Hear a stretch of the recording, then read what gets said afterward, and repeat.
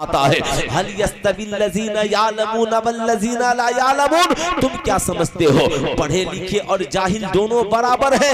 ऐसा नहीं हो सकता। इसलिए समाज में आप चाहते हैं कि आपको इज्जत मिले, मर्द हो औरत हो, बच्चे हो बूढ़े हो जवान हो, तो इज्जत की एक ही राह है, रात भर मोबाइल चलाओ और सोचो लोग मेरी इज्जत करें, रात भर मूवीज और फिल्में देखो, सोचो समाज में मेरी इज्जत हो। तुम साहब जना और जुए और शराब के आदी बन जाओ, सोचो जमाना मेरी इज्जत करे। तुम साहब न जाने कितने खुराफात करो और सोचो जमाना तेरी इज्जत करे। कुरान कहता है नहीं, अल्लाह उसी को इज्जत देता है जो इल्म हासिल करता है, जो तालीम याफ्ता होता है। एजुकेटेड लोगों को अल्लाह रब्बुल इज्जत इज्जत अता करता है। इसलिए मैं आपसे कहूंगा खुद भी पढ़िए, अपनी औलादों को भी पढ़ाइए। यही वजह है हमारे उलमाए किराम इस अजीम इदारे को इसलिए चला रहे हैं ताकि यहाँ बच्चे आलिम दीन बने, बच्चे यहाँ पर हाफिज कुरान बने, बच्चे यहाँ पर कारी खुशलहान बने। आज लोग कहते हैं मौलाना साहब ने क्या किया है, इन मौलवियों ने किया क्या है। साहब ये मौलाना साहब लोग आखिर करते क्या है? मैं आपसे पूछना चाहता हूँ, ठीक है आप कहते हो मौलाना साहब ने क्या किया है, लेकिन मैं भी आपसे पूछना चाहता हूँ, आपके हिसाब से आलिम साहब ने अपने इल्म के हिसाब से कुछ नहीं किया तो सिर्फ आलिमों का ही हिसाब क्यों करते हो? कभी डॉक्टर का भी हिसाब करो, कभी इंजीनियरों का भी हिसाब करो, कभी प्रोफेसरों का भी हिसाब करो, कभी अपनी कौम के अमीरों का भी हिसाब करो। आप किसी डॉक्टर से क्यों नहीं पूछते? आप कहते हो आलिमों ने क्या किया है, इन हुफाज़े किराम ने क्या किया है, इन बड़े इदारे चलाने वालों ने क्या किया है। मैं आपसे पूछना चाहता हूँ समाज में कितने डॉक्टर हैं जिन्होंने आपके बच्चों को फ्री में पढ़ाकर डॉक्टर बनाया है? समाज में कितने इंजीनियर हैं जिन्होंने आपके बच्चों को फ्री में पढ़ाकर इंजीनियर बनाया हो? समाज में कितने प्रोफेसर हैं जिन्होंने फ्री में आपके बच्चों के लिए कोचिंग संस्था का इंतजाम करके आपके बच्चों को प्रोफेसर की डिग्रियां दिलाई हो? आप कहेंगे नहीं मौलाना, हाल तो ये है कि एक महीना अगर फी जमा नहीं हो तो बच्चे को कोचिंग सेंटर से भगा दिया जाता है, प्राइवेट स्कूलों से उनका नाम काट दिया जाता है। मगर आज तक कभी आपने सुना है कि मदरसे से गरीबी की वजह से किसी बच्चे को निकाल दिया गया हो? आज तक कभी आपने सुना है कि मदारिस इस्लामिया में पैसा की तंगी की वजह से किसी बच्चे का खर्चा कर दिया गया हो? नहीं, हमारा आलिम कहता है ये बच्चा गरीब है, किसी कौम के अमीर से ताल्लुकात पैदा कर दो और ये तबलीग करते हैं, इसकी खिदमत करो, अल्लाह इसका अज्र तुझे दुनिया में भी देगा और आखिरत में भी देगा। अब मुझे ठहर कर कहने दो, तारीख शाहिद है, आज तक किसी डॉक्टर इंजीनियर प्रोफेसर ने आपके बच्चों को फ्री में, हाफिज कुरान आपके बच्चों को फ्री में डॉक्टर इंजीनियर और प्रोफेसर नहीं बनाया। मगर हर साल ये मदारिस इस्लामिया के उलमाए किराम इस कौम से भीख मांगकर फ्री में लाखों बच्चों को आलिमे दीन भी बनाते हैं, हाफिज कुरान भी बनाते हैं, मुफ्तियाने एज़ाम भी बनाते हैं, और सिर्फ बनाते ही नहीं कौम का मुहाफिज भी बनाते हैं और आखिरत का तेरे लिए सामान भी तैयार करते हैं। नारे तकबीर, नारे रिसालत, मसलके आला हजरत, जलसे दस्तार बंदी। आज लोग कहते हैं इन आलिमों ने क्या किया है। मैं कहता हूँ आप इनका हिसाब करते हो, सुभान अल्लाह करो। आप कहते हो साहब ये मदारिस है, मदारिस की आखिर जरूरत क्यों है? मैं आपसे पूछना चाहता हूँ, आप जिस तरीके से पूछते हो मदारिस की जरूरत क्यों है, तो मैं आपसे पूछ सकता हूँ कॉलेज की जरूरत क्यों है, स्कूल की जरूरत क्यों है? आप कहोगे मौलाना बच्चे पढ़ेंगे नहीं तो तरक्की नहीं करेंगे। मैं पूछना चाहता हूँ तालीम का मकसद क्या है? क्या सिर्फ इंटर की डिग्रियां हासिल कर लेना? क्या सिर्फ मैट्रिक की डिग्रियां हासिल कर लेना? क्या सिर्फ एमए की डिग्रियां हासिल कर लेना? क्या सिर्फ डॉक्टर की डिग्रियां हासिल कर लेना? याद रखिएगा जिंदगी में साहब आप जरा सा जायजा लीजिए। और आपसे मैं पूछना चाहता हूँ अगर डिग्रियां ही हासिल करने का मकसद है, सिर्फ डिग्रियां ही डिग्रियां हो, तो मैं कहना चाहूंगा इससे कोई फायदा नहीं होगा। अच्छे माशरे की तश्कील के लिए साहब इल्म की भी जरूरत है और साथ साथ में अमल की भी जरूरत है। अब एक डॉक्टर हो और शराब पीता हो, रिश्वत लेने में मस्त हो, अब एक इंजीनियर हो और साहब दिन भर इंजीनियरिंग का काम करता हो, रिश्वत ले लेकर के अपने जेब को मोटी रकम से भरता हो और साहब किसी की प्रॉपर्टी पे हमला आवर हो, साहब उस इंजीनियरिंग से क्या फायदा है? जाहिर सी बात है, इल्म का असल मकसद ये है कि इंसान की जिंदगी में इल्म के जरिया इनकलाब आए। एक बच्चा जब मैट्रिक करे तो उसका असर उसकी जिंदगी में दिखे। एक बच्ची जब साहब पढ़ी लिखी हो तो उसका असर उसकी जिंदगी में दिखे। ये कौन सा इल्म है कि आज इंसान पढ़ लिख कर जानवर के मुकाबले में उतर जाए? आज इंसान पढ़ लिख कर इंसानियत को भूल कर हैवानियत का काम करना शुरू कर दे। ये कौन सी डिग्रियां हैं साहब? आज matric pass, inter pass, BA pass, इतनी डिग्रियां आज हमारे समाज में है, मगर इंसानियत कहाँ है? जहेज का मांगना बंद नहीं हो रहा है। शराब खाने में हमारी कौम के नौजवान नजर आ रहे हैं साहब। लाखों नहीं करोड़ों बच्चे हर साल मैट्रिक और इंटर करते हैं, मगर मैट्रिक इंटर करने के बाद भी वही चाले बेढंगी जो पहले थी वो अब भी है। कल भी मोबाइल से रील्स बनाता था, आज भी बना रहा है।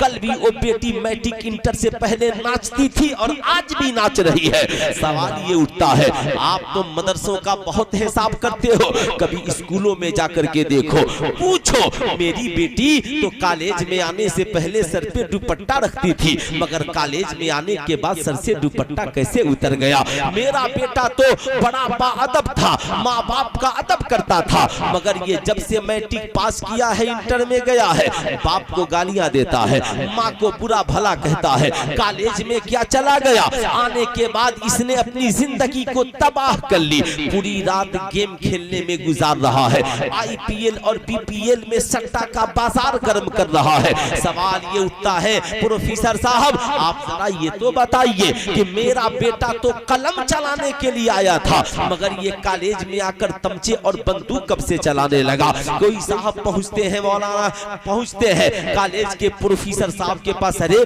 मेरी बेटी तो बड़ी बाहया थी, बड़ी नेक थी, मगर कॉलेज में आने के बाद इसका उसूल बदल गया है, इसका मजाज और सिस्टम बदल गया है, अब साहब इसका नजरिया बदल गया है। कॉलेज का प्रोफेसर कहेगा, सुनिए मैं किताबें पढ़ाने आया हूँ, आपके बच्चों को किरदार पढ़ाने नहीं आया, आपके बच्चों को कैरेक्टर पढ़ाने नहीं आया। साइंस की घंटी में साइंस पढ़ाऊंगा, मैथ की घंटी में मैथ पढ़ाऊंगा, मैथ की घंटी में मैथ पढ़ाऊंगा, भूगोल और इतिहास की घंटी में भूगोल और इतिहास पढ़ाऊंगा। आपका बच्चा खाना कैसे खाएगा? हमें इससे बहस नहीं है। आपका बच्चा पानी कैसे पिएगा? हमें इससे बहस नहीं है। आपका बेटा माँ के कदम के नीचे जन्नत मानेगा नहीं मानेगा, हमें इससे बहस नहीं है। नतीजा ये निकला कि भारत में डिग्रियां तो बढ़ गई, मगर किरदार की कमी कल भी थी और कैरेक्टर की कमी आज भी है। यही वजह है डॉक्टर हैं मगर अच्छे नहीं है, प्रोफेसर हैं मगर किरदार अच्छा नहीं है, इंजीनियर और साहब बड़े बड़े फलासफर हैं मगर किरदार और कैरेक्टर से आरी है। डॉक्टर है शराब पीकर शादी में नाच रहा है, इंजीनियर है और किरदार और कैरेक्टर से बुरा है, मास्टर बन गया, आईपीएस अफसर बन गया, 20 लाख 25 लाख की गाड़ियां 30 लाख की लेकर शादी करता है, रिश्वत लेकर, जिसे आज हम मरवजा तौर पे जहेज कहते हैं। मगर कसम खुदा की हमारी कौम का एक बच्चा अगर मदरसे में पढ़ने के लिए चला आया तो हमारे उलमा उसे कुरान भी पढ़ाते हैं, साथ में नबी का किरदार भी पढ़ाते हैं। अगर कौम की एक बच्ची किसी दीनी मदरसे में पढ़ने के लिए चली आई तो हमारी कौम की आलिमा उसे कुरान भी पढ़ाती है, साथ में सैयदा खातूने जन्नत का किरदार भी पढ़ाती है। यही वजह है लाखों डॉक्टर इंजीनियर बनकर कौम में खड़े होकर कौम की भलाई फलाहो बहबूद की गुफ्तगू नहीं करते, मगर एक बच्चा किसी दीनी मदरसे से हाफिजे कुरान बनकर जब अपनी बस्ती में पहुंचता है और जुमा के रोज मिंबर पे खड़ा होता है तो खिताब करता है, ऐ लोगों, इस्लाम सच्चा मजहब है, एक खुदा की इबादत करो, रसूलुल्लाह सल्लल्लाहु अलैहि वसल्लम की पैरवी करो, शराब पीना हराम है, जुआ खेलना हराम है, जना करना हराम है, सूद खाना हराम है, जहेज मांगना हराम है, 5 वक्ता नमाज फर्ज है, आज के बाद झूठ न बोलना, माँ बाप को न सताना, माँ के कदमों के नीचे जन्नत है, बाप जन्नत का दरवाजा है, खाने से पहले पड़ोसियों का ख्याल रखना, पीने से पहले पड़ोसियों का ख्याल रखना, कोई गरीब है तो उसकी मदद के लिए आगे बढ़ जाना, दूसरों की बहू बेटियों पे गंदी नजरें न डालना। लाखों बच्चे डॉक्टर इंजीनियर प्रोफेसर बनकर आए मगर कभी कौम से इस्लाह के हवाले से खिताब न किया, मगर एक बच्चा हाफिज़े कुरान बनकर आया है मगर पूरे गांव को बदलने की बात कर रहा है, पूरे गांव में इनकलाब लाने की बात कर रहा है। ये सिर्फ उसकी वजह ये है जिस माहौल से पढ़कर आया है वो माहौल आवारगी वाला माहौल नहीं, रसूलुल्लाह के किरदारों कैरेक्टर वाला माहौल है। यही वजह है, याद रखें, एक है इल्म और एक है अमल। अगर सिर्फ इल्म हो और अमल ना हो तो जिंदगी बेकार है, इसलिए आलिम हो तो अमल की जरूरत है, हाफिज है तो अमल की जरूरत है, कारी कुरान है तो अमल की जरूरत है, डॉक्टर है तो अच्छे किरदारों कैरेक्टर की जरूरत है, इंजीनियर है तो अच्छे अखलाक की जरूरत है। ऐसे ही कौम की बेटियों तुम भी याद रखना, ये मैट्रिक इंटर बीए और एमए ये करोड़ों डिग्रियां एक तरफ, मगर अल्लाह के नबी ने जो फरमाया अल हयाओ शोबतुम मिनल ईमान, हया ईमान का हिस्सा है, इसे लूटने न देना, हया की हिफाजत करना, इज्जत तो आबरू की हिफाजत करना, ताकि तू माशरे के लिए जब जरूरत पड़े तो बाप की एक अच्छी बेटी बनकर बन सके, तू शौहर के लिए एक बेमिसाल बीवी बन सके और अपनी औलादों के लिए बेहतरीन माँ बन सके। जिंदाबाद, सुभान अल्लाह, सुभान अल्लाह। जाहिर सी बात है, इल्म का मकसद क्या है? इल्म का असल मकसद यही है समाज में इनकलाब आए, लोगों की जिंदगी में बदलाव आए। यही वजह है इल्म के चिराग को जलाया जा रहा है। साहब, आज जो ये इदारे हैं अगर ये ना होते तो आज इल्म के चिराग को कौन जलाता?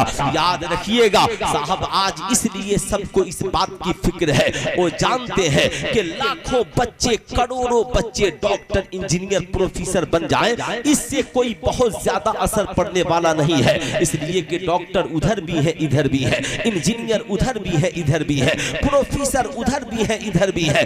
वो जानते हैं कि अगर बस्ती का एक बच्चा अच्छा आलिम बन गया तो पूरे मोहल्ले को बदलने के लिए काफी है, पूरे इलाके को बदलने के लिए काफी है। इसलिए उनकी निगाहें स्कूलों कॉलेजों पे नहीं जाती। आज तक आपने किसी को सुना है कि कॉलेज से लड़की भाग गई, कॉलेज को बंद कर दो, स्कूल से फला की बेटी भाग गई, स्कूल को बंद कर दो। मगर मदरसे में अगर थोड़ी सी भी कहीं से कमी आ गई तो सब चिल्लाते हैं मदरसे में ताला लगा। अल्लाह अल्लाह,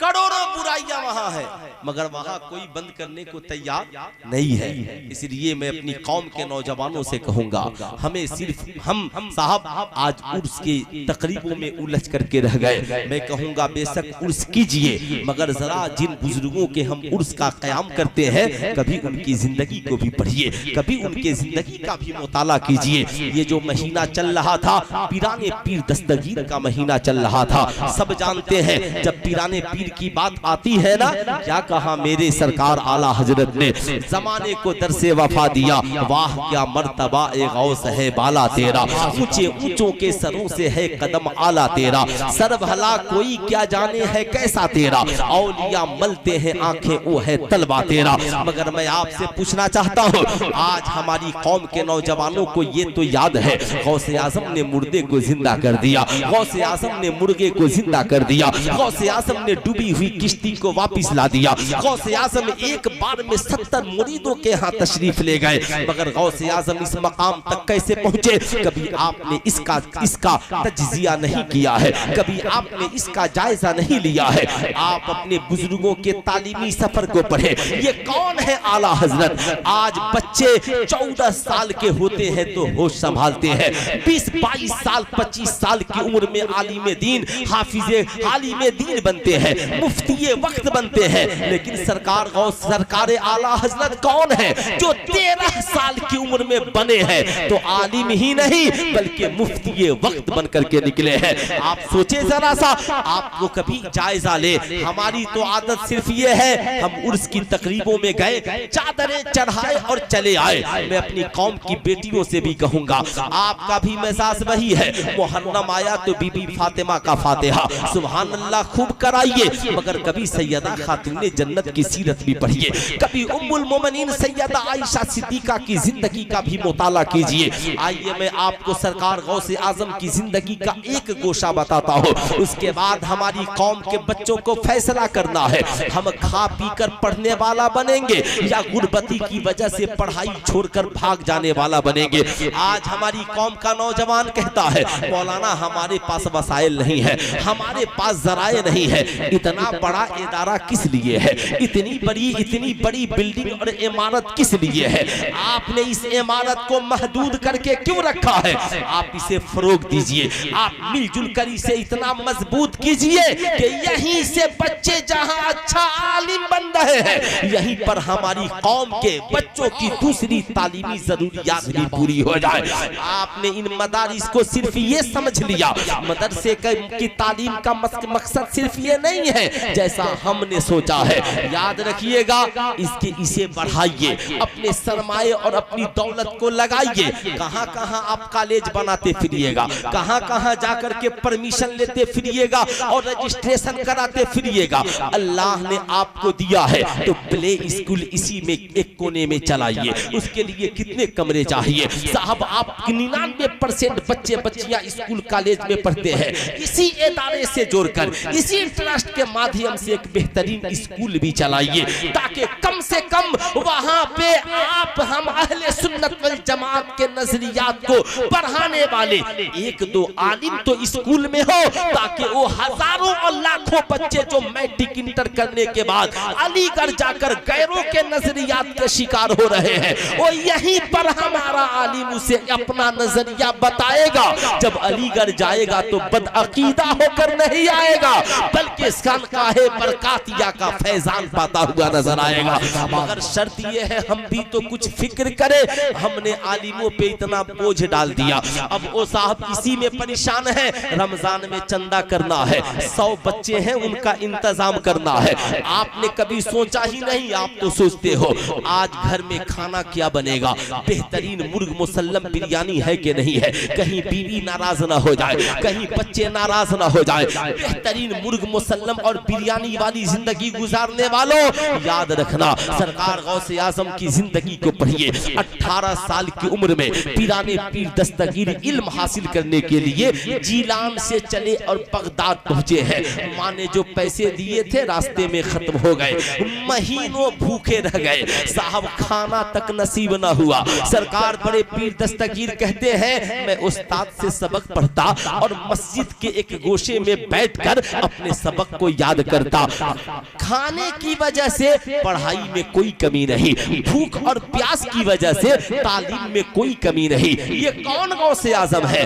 मादरजाद वली है, वली कामिल है, कुतबे जमा है, गौसे जमा है। लेकिन हाल देखे, अब जरा सा सब्र का मामला देखे। कहते हैं जब भूख की शिद्दत हो जाती और इस कदर भूख लग जाती कि अब भूख बर्दाश्त से बाहर हो, तो मैं मस्जिद की जमीन पर लेट जाता और कुरान की आयत, कुरान शरीफ की आयत पढ़ता। फइन्ना मअल उसरि युसरन, इन्ना माल उसरे युसरा। सुल्तान रज़ा पूछना चाहता है, बताओ मेरी कौम के नौजवान लड़कों और नौजवान शहजादे और शहजादियों, आपके पास थोड़ी सी ज़राए की कमी हो जाए, आप तालीम छोड़कर पीछे भाग जाते हो। क्या कहा अल्लाह के नबी ने? तलबुल इल्म फरीज़तुन अला कुल्ले मुस्लिमीन व मुस्लिमा। इल्म हासिल करना हर मुसलमान मर्द और औरत पर फर्ज है। याद रखिएगा, इससे मुराद इल्म दीन मुस्तफा है, यानी हर मुसलमान के पास इतनी तालीम हो कि वो ये जाने अच्छा क्या है, बुरा क्या है, हलाल क्या है, हराम क्या है, नमाज का तरीका क्या है, वजू का सलीका क्या है, गुस्ल का तरीका क्या है, तहारत के मसाइल क्या है, रोजे के मसाइल क्या है, अमीर है तो ज़कात के मसाइल, अमीर है तो हज के मसाइल, जैसे जैसे जरूरियात हो वैसे वैसे मसाइल का जानना आपके लिए कंपलसरी है, जरूरी है। लेकिन याद रखिएगा, आलिम बनना फर्ज़े किफ़ाया है। समाज, एक अच्छे समाज को जिंदा रखने के लिए एक अच्छे आलिम की जरूरत है। आलिम होगा तभी तो बताएगा, सेठ जी ये हलाल है, ये हराम है ना। अच्छे समाज को जिंदा रखने के लिए एक अच्छे आलिम की जरूरत है, और अच्छे समाज को जिंदा रखने के लिए हमारी कौम में एक बेहतरीन आलिमा की भी जरूरत है। सहाबे कराम का जब कोई मसला फंस जाता तो उम्मुल मोमिनीन सैयदा आयशा सिद्दीका के पास चले जाते थे। लेकिन अब मैं कहना चाहूंगा, क्या सिर्फ एक आलिम से माशरे की तश्कील हो जाएगी? मैं कहूंगा बेशक एक आलिम की जरूरत है जो बताए हलाल क्या, हराम क्या। अच्छे माशरे के लिए एक हाफिज की जरूरत है, वैसे ही इस अच्छे माशरे के लिए एक अच्छे डॉक्टर की भी जरूरत है, एक अच्छे इंजीनियर की भी जरूरत है, एक अच्छे प्रोफेसर की भी जरूरत है, एक अच्छे मास्टर की भी जरूरत है।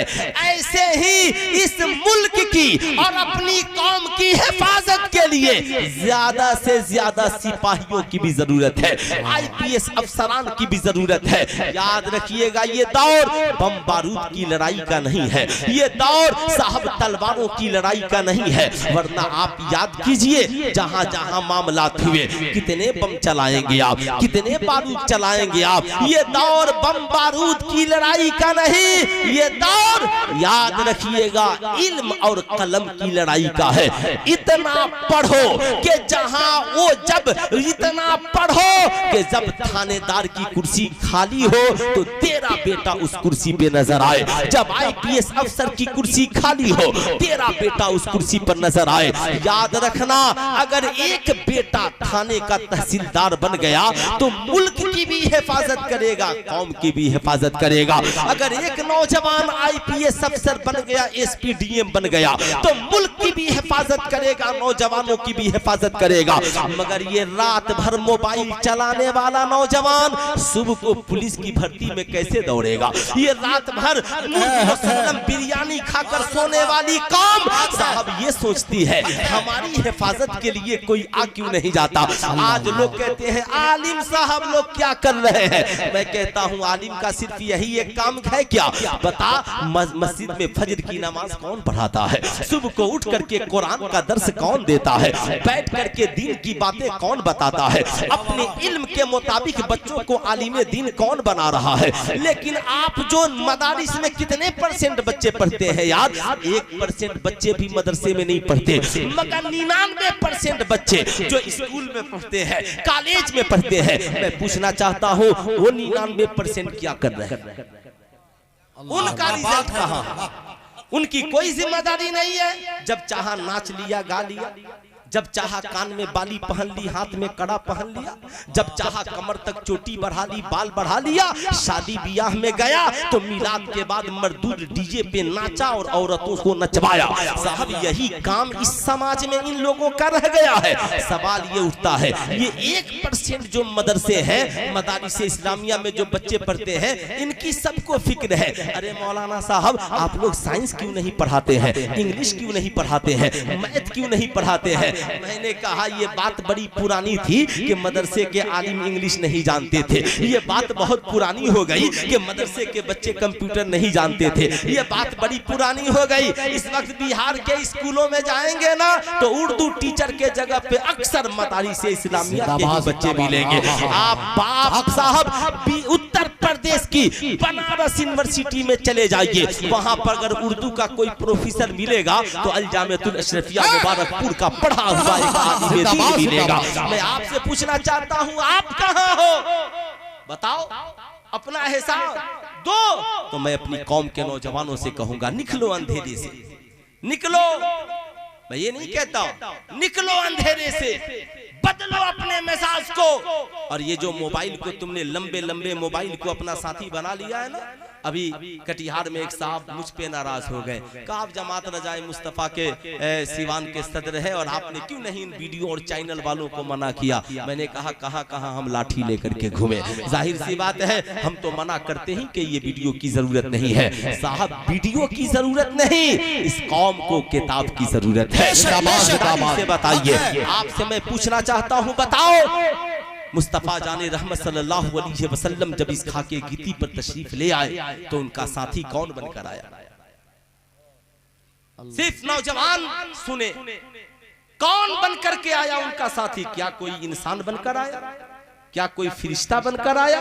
तो उलमाए किराम कहेंगे नहीं मौलाना, कद जाअकुम मिनल्लाहि नूरुम व किताबुम मुबीन। सुभान अल्लाह, सुभान अल्लाह। का साथी कोई जमीन पर उनके साथ आया है, साथी बनकर आया है, तो वो कुरान अजीम बनकर आया है, यानी किताब नबी का साथी बनकर के आया है। इसलिए मैं आपसे कहूंगा, छोड़ो मोबाइल की दुनिया को और किताब को अपनी जिंदगी का साथी बनाओ। मोबाइल इस्तेमाल ही करना है ना, तो मूवी देखने के लिए नहीं साहब, चैटिंग के लिए नहीं, फेसबुक के लिए नहीं, इंस्टाग्राम के लिए नहीं, शॉर्ट वीडियोस बनाने के लिए नहीं, इस मोबाइल का इस्तेमाल करना है तो किताबें पढ़ने के लिए क्यों नहीं करते? किताबों के मुताला के लिए क्यों नहीं करते? उस मोबाइल में चाहो तो कुरान पढ़ सकते हो, उस मोबाइल में चाहो तो बुखारी पढ़ सकते हो, उस मोबाइल में चाहो तो हदाए के बख्शिश पढ़ सकते हो, उस मोबाइल में चाहो तो कंजुल ईमान पढ़ सकते हो, उस मोबाइल में चाहो तो तुम इंटर मैट्रिक BA की तैयारियों की किताबें पढ़ सकते हो। इसलिए मोबाइल का मिसयूज न करो, मोबाइल का इस्तेमाल किताब पढ़ने के लिए करो, खबरों खैरियत के लिए करो, जरूरी मेल के लिए करो, जरूरत के लिए उसका इस्तेमाल करो, ताकि नजरिया सही हो, तुम्हारा इखलाक सही हो, तुम्हारा किरदार सही हो। मैं अपनी कौम के नौजवानों से कहूंगा, अल्हम्दुलिल्लाह हम लोगों का ताल्लुक अहले सुन्नत वल जमात से है।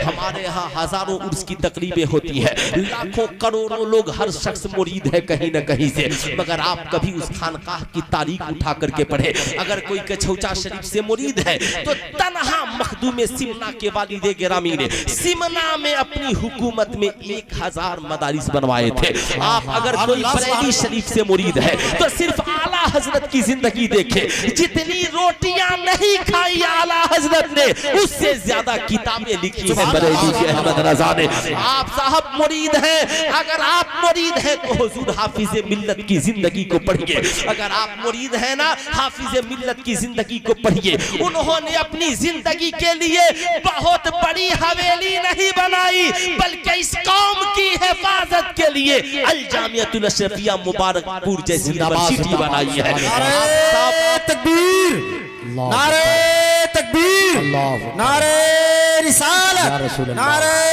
रिसालत, मदारिसे अरबिया, मदारिसे अरबिया, नारे तकबीर, नारे रिसालत, मुफ्ती सुल्तान रजा साहब क़िबला जिंदाबाद, नारे तकबीर, नारे रिसालत।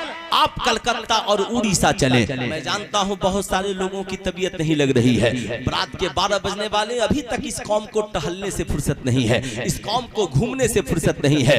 ये कौम यही समझ रही है कि ये जलसे भी तफरीगाह है। अरे मियाँ, ये जलसे इसलिए नहीं है, कभी तो सबक लिया करो कि एक झूठ बोलने वाला बाबा आता है तो करोड़ों बैठकर गर्मी में जल मर कर सुनते हैं, मगर यहाँ हक बोलने वाले लाखों आलिम आते हैं, मगर हमारी कौम खड़ी रहती है और उसके बाद ये बैठकर फैसला करती है। मौलाना तकरीर जमा नहीं पाए, मौलाना ने बहुत घनगरज खिताब नहीं किया, बहुत बड़े स्पीकर की जरूरत थी, बहुत बड़े खतीब की जरूरत थी। ये तो वही बात हो गई कि कोई आला हजरत के जमाने में कहे गौसे आजम की जरूरत थी, गौसे आजम के जमाने में कहे हजरत मौला अली की जरूरत थी। नहीं साहब, जो आपके पास आलिम है उन्हें गनीमत समझ के इस नियत से उनकी बातें सुने कि आलिम बोल रहा है, अपनी बात नहीं, आमिना के लाल की बात बोल रहा है। जिंदाबाद, सुभान अल्लाह, सुभान अल्लाह। इसलिए तो सुने, आखिर अब तक खड़े होकर के घूमने का क्या माना है? आखिर क्यों लोग खड़े हैं? अराकीन जलसा से भी मैं कहूंगा, उनसे एक बार मोहब्बत से पूछिए, साहब अगर आप जलसा में आए हैं तो खड़े होने की क्या आवश्यकता है? ये कुर्सियां खाली हैं, बैठ जाइए। जाहिर सी बात है, अगर यही हालात हमारे जलसों के हैं, यही हालात उर्स की तकरीबों के हैं, आप उड़ीसा चलिए, कलकत्ता चलिए, फोन आएगा ना तो उड़ीसा वाले आपसे कहेंगे कितना नजराना लीजिएगा मौलाना, प्लेन से आना, तो आप एक बार बोलिएगा ना कि हम ड्यूटी वाले आदमी हैं, तो फौरन कहेगा तो टेंशन क्या है, शाम की फ्लाइट पकड़ के आ जाइए, सुबह की फ्लाइट पकड़ के पटना चले जाइए, वहां से बेहतरीन कार लेकर के चले जाइए, साहब सारी सुविधाएं मौजूद हैं। मैं आपसे पूछना चाहता हूँ, हुजूर मुजाहिद मिल्लत ने क्या किया? हुजूर मुजाहिद मिल्लत ने चादर और गागर को अपनी जिंदगी का मकसद बनाया नहीं, बल्कि भद्रक की सरजमी पर इस्लाम की तबलीग के लिए एक बेहतरीन इदारा कायम किया। साहब ये सलेमगढ़ की सरजमी पर बनाने वाला जो भी बनाया हो, अल्लाह उसकी मरकत पे रहमत और अनवार की बारिशें करे। उसने अपने लिए जाती मकान नहीं, मगर कौम की फलाह बहबूद के लिए दारुल उलूम कादरिया रज़विया जैसा अजीम इदारा बनाया है। अब ये आपकी जिम्मेदारी है, आप इस इदारे को कितना इस्तेमाल करते हैं। लेकिन सुनिएगा, हमने सिर्फ उर्स को मेला झमेला और ठेला बना करके रख दिया है। उर्स का असल मकसद ये है, हम बुजुर्गों के किरदार को पढ़े, बुजुर्गों की जीवनी को सुने, बुजुर्गों से प्यार करना सीखे, बुजुर्गाने दीन के नक्शे कदम पे चलना सीखे। आज इतने लोग हैं, ख्वाजा गरीब नवाज की इल्मी जिंदगी के बारे में कितने मुसलमान जानते हैं? कितने मुसलमान जानते हैं ख्वाजा गरीब नवाज की इल्मी जिंदगी के बारे में? पहले उनकी जिंदगी का एक गोशा सुने। माँ बहने भी इत्मीनान से बैठी, आप भी बैठे हैं। चचा, ओ चचा, अरे अभी भी बचवा सबको लेके कहीं बैठ जाइए, है ना?